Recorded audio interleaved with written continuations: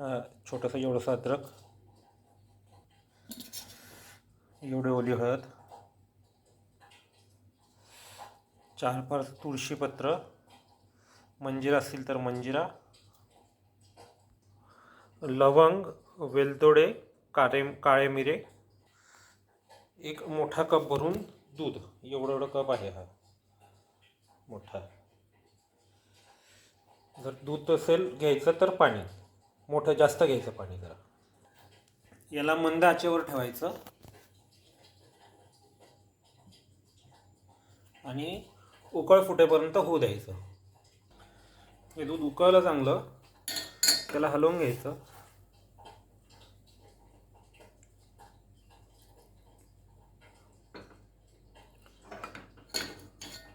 आणि मग गाळायचं याच्यामध्ये.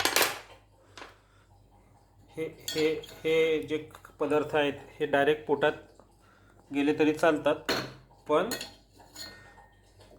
गरम पडतात म्हणून आपण त्यांना गाळून घेतो.